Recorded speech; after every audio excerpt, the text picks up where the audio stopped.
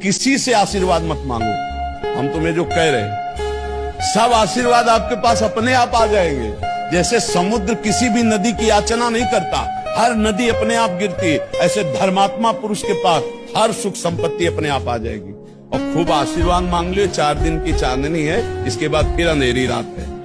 ये 4 दिन का फ्यूज होने वाले हैं। ये सब दीपक जो भगवत प्रेम से जलता है वो निरंतर जलता रहता है, सनातन चलता रहता है। ये ड्रामेबाजी में कुछ नहीं, किसी को कोई ठीक नहीं कर सकता, पक्की बात है। हमें तो अभी तक ऐसा नहीं मिला। बड़े बड़े सिद्धों को कष्ट भोगते देखा है, भगवान के विधान को बड़े बड़े सिद्धों को भोगते देखा है।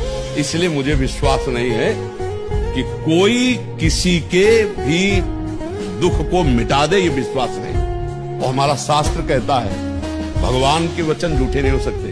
भगवान कहते अवश्यमेव भोक्तव्यम कृतम कर्म शुभाशुभम, अवश्य जीव को भोगना पड़ेगा।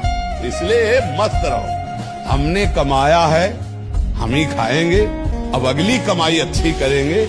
अब पीछे बाजरा बोया है तो हम दूसरे के गेहूं देखकर ललचाए नहीं, अपने बाजरा को खा लेते हैं। और अगली फसल हम काजू पिस्ता की बो देंगे तो काजू पिस्ता मिलेगा। अगली फसल हमारी गंदी नहीं होनी चाहिए, पिछली गंदी हुई है उसको। किसी से आशीर्वाद मत मांगो। हम तुम्हें जो कह रहे हैं सब आशीर्वाद आपके पास अपने आप आ जाएंगे। जैसे समुद्र किसी भी नदी की याचना नहीं करता, हर नदी अपने आप गिरती।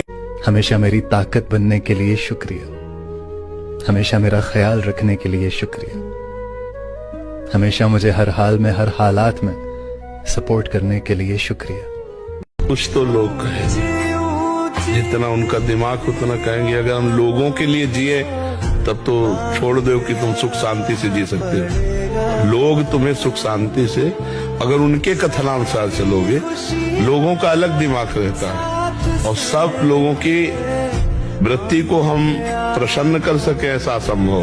बस्ती में चले, लोग क्या कहते हैं ये हमें मतलब, हमको ये देखना है कि हम गलत तो नहीं है ना।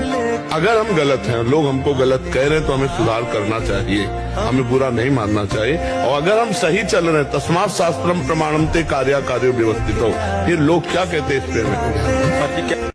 1 किलो का डिब्बा बेसन के घी के लड्डू आए, मधुकरी वृत्ति से रहते थे, कोई दे गया तो श्री जी के लिए भोग के लिए है, 2-2 रोज लगाएंगे, चलो रख लेते हैं। मधुकरी के लिए जाते थे तो मिश्री का इतना डेला भोग लगाते थे। अब 2 भोग लगा तो मिश्री में ये ज्ञान नहीं था कि प्रभु का भोग तुरंत पाना चाहिए। लड्डू में ज्ञान आ गया। हाँ, लड्डू में भी कि भोग लगाते ही प्रसाद तुरंत पाना चाहिए। अब हट कर लिया उसने, 2 लड्डू पा के फिर मधुकरी चलते। 2 लड्डू पाए तो कहां मधुकरी की रोटी और कहां घी के बेसन के लड्डू। ये हुआ कि आया तो अपने श्री जी के लिए 2 और लगा लेते हैं लड्डू। धोया, आचमन किया, 2 और लगा दिया। फिर ये हुआ कि आज मधुकरी ले जाते, डिब्बे दिखा दिया और पूरा का पूरा राधे श्याम। ये है मन की चाल। फिर बड़ी हंसी आई कि वाह मलीराम कितने खिलाड़ी चूक गए, तो डिब्बा धो के रखवा दिया। बहुत विचित्र खेल इसका है।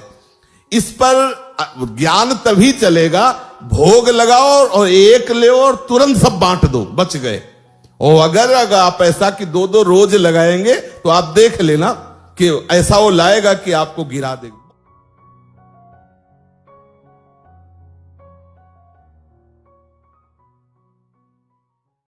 हमारे जीवन में एहसान का पात्र कोई नहीं बन सकता, ध्यान रखना।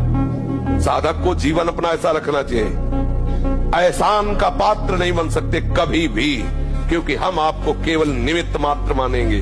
करता हमारी लाडली जो है, कभी नहीं, जीवन में नहीं। चाहे आप कुछ भी कर दो, हम लौट के जब देखेंगे तो वाह बोलेंगे लाडली जो की, आपकी नहीं बोलेंगे। हमारी निष्ठा में अन्य नहीं।